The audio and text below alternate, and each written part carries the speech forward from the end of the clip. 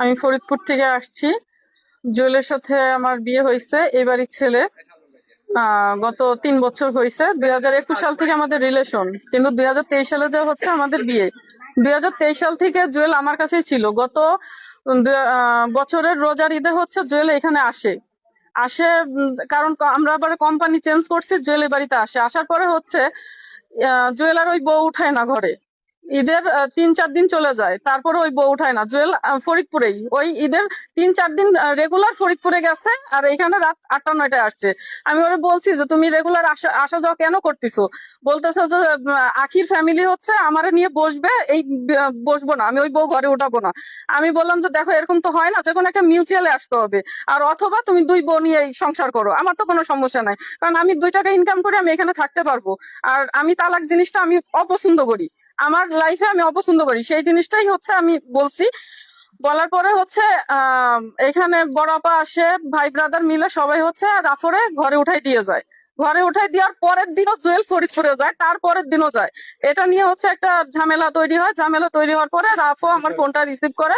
রাফর আমি সব সত্যি কথা বলি যে আমার বিয়ে হয়েছে বা ইয়ে হয়েছে, আপনি আপনার জায়গায় থাকেন, আমি আমার জায়গায় থাকি, আপনার সংসার আমি কখনোই ভাগ নিতে যাব না, আমি শহরেই থাকবো, কিন্তু আপনি যদি এরকম করতে থাকেন তাহলে তো আমার অধিকার নেওয়ার জন্য আমার যাইতে হবে।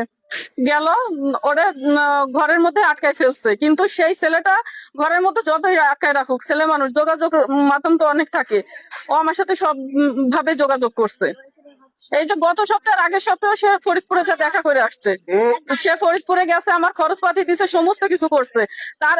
তার এইখানে কিসের ভয়, সে কেন স্বীকার করতেছে না বা কি জন্য করতেছে না, আমি কিচ্ছু জানি না। গত সপ্তাহে আমি এখানে আসার পরে হচ্ছে আমি আমার ভাসুররা সবাইকে নিয়ে আমি বসি, বলা হয়। তো বলার পরে হচ্ছে তারা আমাকে ঈদ পর্যন্ত সময় চায়, যে আমাকে ঈদ পর্যন্ত সময় দাও, আমরা সব ভাইরা এক জায়গা হয়ে তোমার ওর 2 বোন নিয়ে সংসার করবে, এই কথাটা হচ্ছে বলা হয়। তা আমি ওনাদের কথাই আমি চলে যাই, কারণ সংসার তো আর শুধু স্বামী স্ত্রীর না, সবাই নিয়েই সংসার। আমি ওনাদের সম্মানের ক্ষেত্রে আমি চলে গেছি। তো যাওয়ার পরের থেকে জুয়েলরাই বাড়িতে আসছে, তার একদিন পরেই আসছে।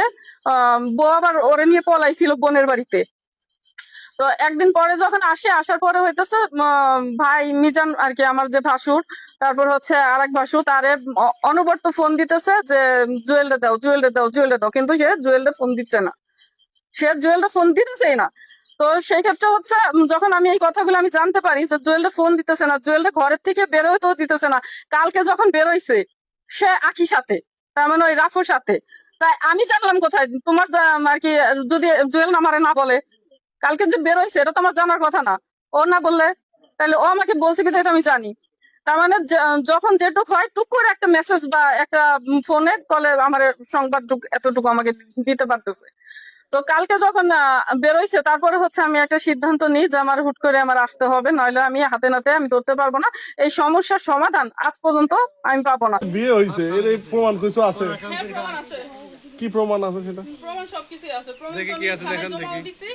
আর হচ্ছে আপনার এটা কি প্রমাণ? আপনার কি কাবিন আছে? হ্যাঁ, কাবিননামা আছে। কাবিননামা না থাকলে পরে আমি আপনাদের সামনে আজকে এই কথাগুলো বলার, মিডিয়ার সামনে কথা বলার সাহস পাই?